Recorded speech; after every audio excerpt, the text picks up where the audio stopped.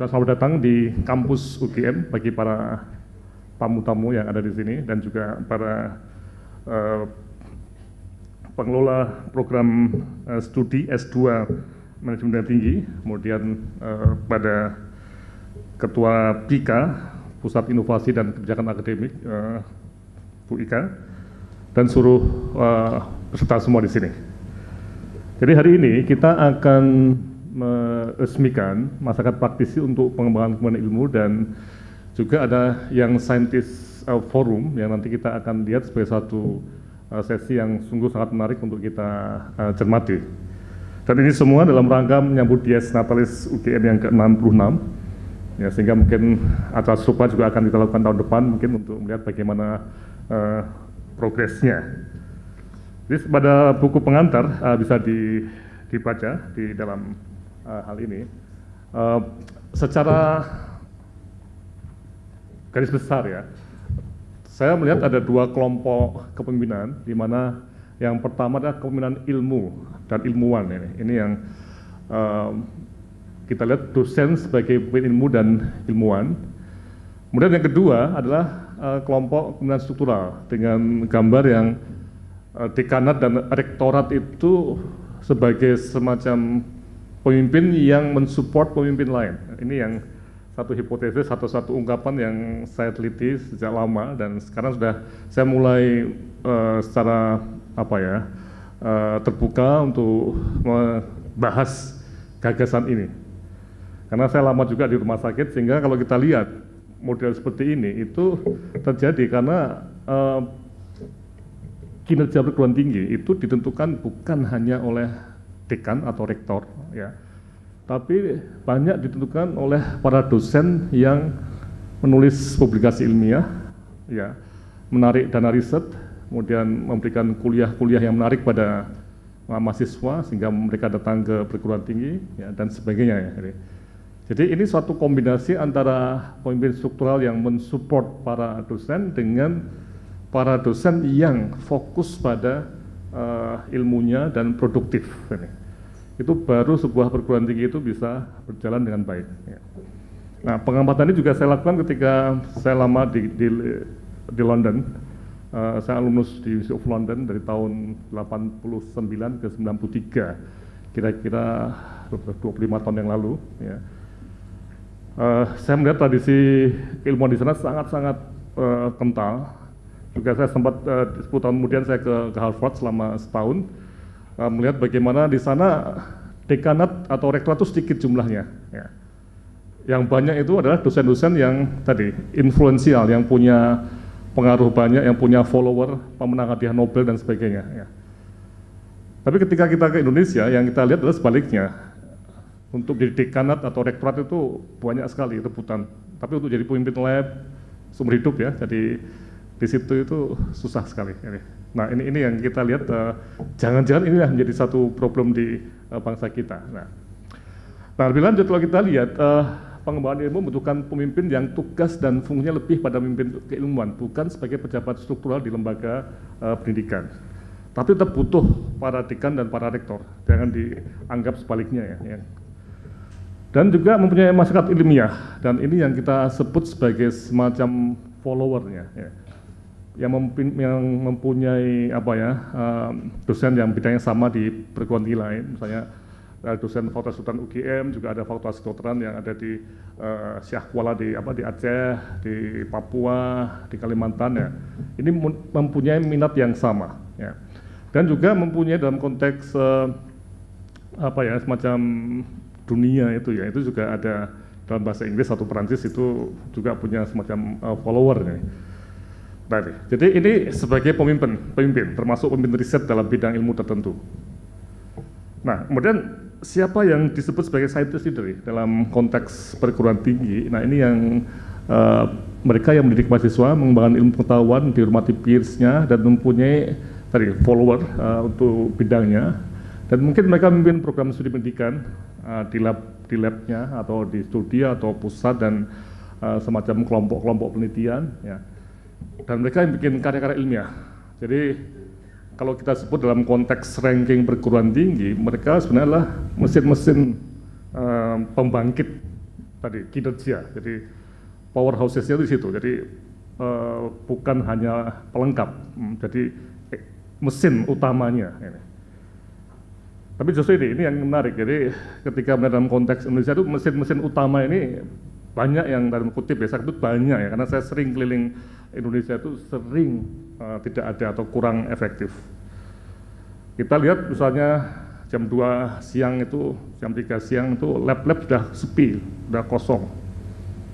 Di beberapa tempat di Inggris saya lihat lab itu bisa 24 jam, 7 hari seminggu. Jadi, tapi kita tidak, sepi. Jadi begitu pilihan dekan, wah rame. Ya. Itu seperti pilkada. Ya. Jadi ini yang perlu kita cermati. Ya. Nah konsep ini memang kita akan melihat bahwa kita perlu dosen yang betul-betul produktif, tapi tunduk pada birokrasi ya, bukan sebagai kelompok-kelompok dosen yang anarkis misalnya, tidak mau diatur ya, tidak, tetap harus patuh, tapi lebih banyak mengelola ilmunya ya. Dan memimpin anggota yang sama. Nah ini yang kita sebut sebagai semacam pengembangan yang penting ya. Dan ini pengikutnya termasuk adanya mahasiswa S3. Jadi kalau seorang profesor tidak punya mahasiswa S3 itu juga perlu ditanyakan ya, mengapa seperti itu ya. Ya. Juga mungkin di beberapa industri atau pemerintahan atau di swasta, di masyarakat juga mengikuti apa-apa yang diteliti. Jadi ucapan-ucapannya itu ditunggu oleh banyak pihak. Nah, tanya menarik, apakah semua pemimpin itu, semua dosen adalah pemimpin keilmuan? Jawabannya tidak. Ya. Ada model berpikir yang bisa kita lihat, di mana ada atribut kepemimpinan, dan mungkin coba dilihat pada semacam fotokopian yang ada di sini. Nanti pada akhir seminar kita akan diskusi dan nanti tolong bisa diisi. Ini suatu draft untuk penelitian tahun depan ya, yang kami akan berusaha untuk meneliti bagaimana prinsip pemikiran itu bisa kita jadikan semacam perdebatan akademik tapi berbasis pada bukti ya. Selama ini kita melihat bahwa kemampuan seorang dosen itu lebih diukur sebagai kemampuan individual. Dia sebagai pendidik, peneliti, dan penulis ilmiah. Tapi menurut saya tidak cukup seperti ini ya. Kita tidak bisa hanya mengukur individual, tapi juga plus atribut kepemimpinan yang juga bersama-sama dengan dekanat dan rektorat itu bisa menopang kemampuan individual. Jadi ini yang sering kita lakukan sebagai dosen itu, kita harus mendidik, meneliti, menulis jurnal internasional juga, sampai menulis buku dan sebagainya ya. Kita bisa memberikan label yang kita sangat lemah, kuat atau sangat kuat. Ya. Nah, tapi ini tidak cukup, karena kita harus ada lainnya. Kenapa? Kita sering melihat bahwa dosen yang profesor pun itu di UGM ketika pensiun atau meninggal itu tidak ada penggantinya. Ya. Dan sistem di Indonesia itu tidak memaksa ada penggantinya, karena tidak seperti di Jepang atau di Jerman ya. Saya lihat juga di Harvard juga begitu, ada chair, jadi ada kursi untuk seorang profesor. Jadi kalau ini nggak boleh kosong ini kursi ini, jadi betul ya, di Hong Kong juga sama ya. Jadi ya nanti kita bisa tanya pada teman-teman dari ENU ya. Itu akan kelihatan sekali kita punya semacam situasi yang terputus dalam ilmunya. Dan di UGM itu sudah banyak kasus yang bisa kita tunjuk nama ya, di mana profesor yang sangat terkemuka pada masanya ketika beliau pensiun atau meninggal dunia itu tidak, atau mungkin belum, tapi belum itu kosongnya bertahun-tahun ya, tidak ada penggantinya.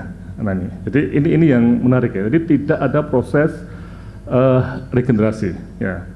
Dan dalam hidupnya sering kita lihat dosen tadi tidak punya unit untuk pengembangan ilmu seperti Lone Ranger tadi ya. Jadi siapa asisten profesor di bawahnya, siapa penelitinya itu tidak dalam satu struktur yang jelas. Nah ini yang perlu kita lihat, bahwa manajemen dalam level keilmuan itu belum tertata di Indonesia. Akibatnya terjadi hal-hal yang tadi, ilmu itu bisa terpotong-potong. Nah inilah, jadi di samping kemampuan individual ada 4 atribut yang nanti akan kita bahas pada akhir, yaitu punya karakter pribadi yang baik sebagai ilmuwan, 2 mampu menetapkan visi ilmunya untuk memberi arah, dan nanti kita lihat para young scientist ini apakah juga punya visi ke depannya sebagai seorang engineer aerospace nih, Ibu Ria dari Hong Kong ya, apakah akan menjadi astronot atau jadi profesor di NASA barangkali di Amerika ya. Kemudian yang ketiga itu mampu memobilisasi komitmen individu di bawah bimbingannya. Dan ini yang perlu kita lihat ya. Kemudian memicu kemampuan organisasi penelitian. Jadi ini berhubungan dengan lembaga atau unit yang dia kelola. Ya. Tanpa leader, jadi pengembangan ilmu itu akan terjadi suatu kekacauan sistem. Jadi universitas kita itu akan seperti terpatah-patah gerakannya itu, bukan suatu continuous improvement atau pengembangan yang terus menerus. Nah, ini yang kita khawatirkan, dan apalagi kalau kita lihat tarikan untuk keluar sebagai dosen sebagai profesor juga ya, itu banyak sekali, entah sebagai menteri, sebagai dirjen, sebagai rektor perguruan tinggi swasta, sebagai pengusaha, sebagai politikus. Jadi itu mereka mengambil orang-orang luar perguruan tinggi, mengambil dosen-dosen yang sangat-sangat potensial dan bagus ya. Nah, sementara di sistem di kita itu membuat seorang profesor itu butuh 25 tahun. Jadi untuk menggantikan dengan cepat itu nggak gampang. Di Harvard ketika Kissinger jadi Menlo, dengan mudah bisa cari lowongan untuk masuk ke situ penggantinya. Dengan cepat bisa, karena banyak stok dan sistemnya memudahkan untuk inter university migration ya, atau pindahan antar perguruan tinggi. Tapi di Indonesia ini kita tidak atau sulit sekali menggantikan seorang profesor yang bagus sekali untuk tetap di kampus. Jadi ada kekosongan, dan nanti Pak Agus Wiknyo dari Fakultas Ilmu Budaya akan membahas mengenai kosongnya kampus kita pada sesi sore ya. Nah, akibatnya apa? Kita bisa terjadi declining, kinerja kita turun karena kita kekurangan dosen yang serius untuk menjadi pemimpin keilmuan tadi. Dulu UGM jaya mungkin, tapi bisa saja kita decline. Jadi, nah, inilah yang jadi satu isu yang kunci untuk seminar hari ini, dan kita akan teruskan tahun-tahun mendatang ya.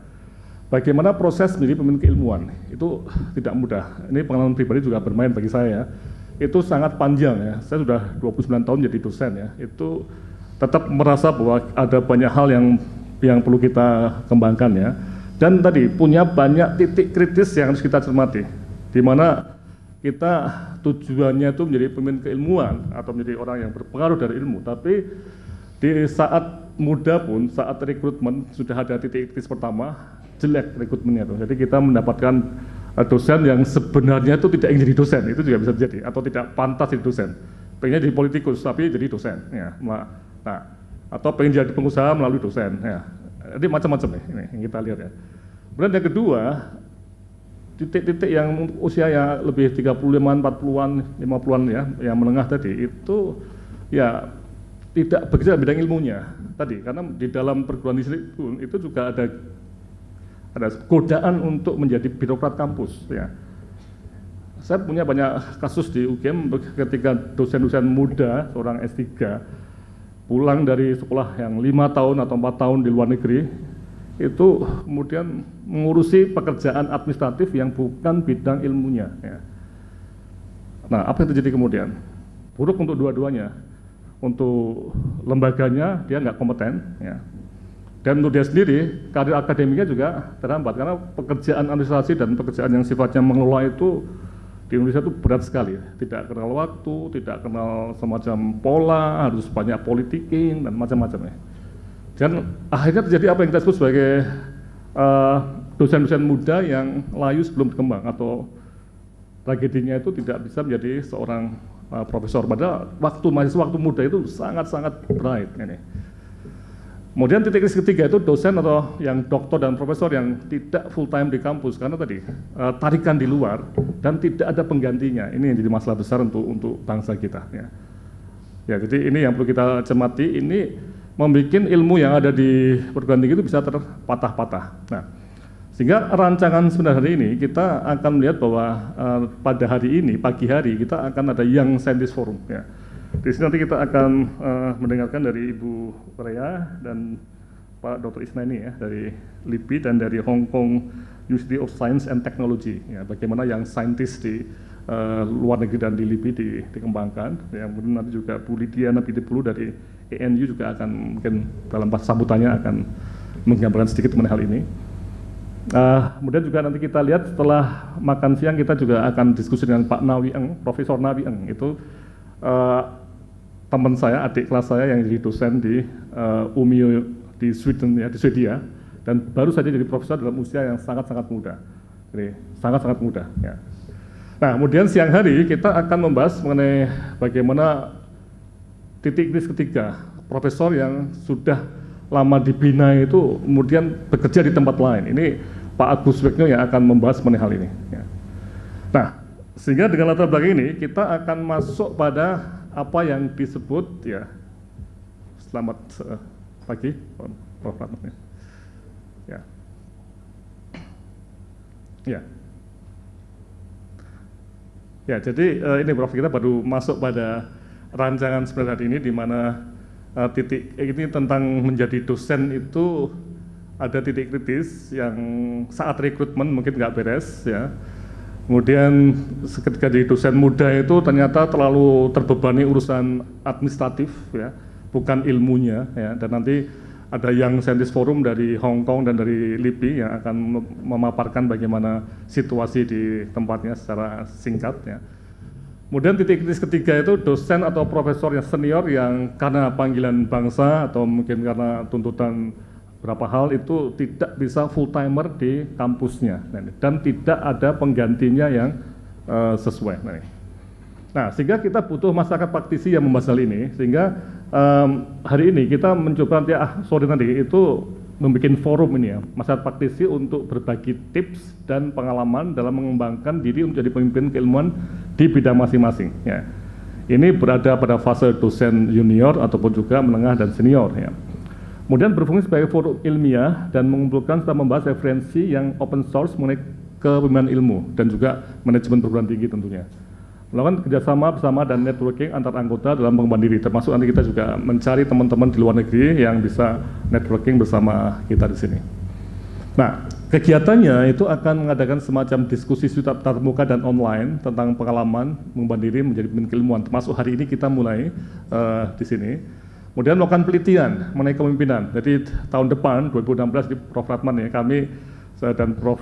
Said dan teman-teman di SUMPT sudah mempunyai rencana untuk membuat proposal penelitian bagaimana menjadi seorang leader dalam ilmu dan juga leader dalam struktural sebagai dekan atau rektor tadi.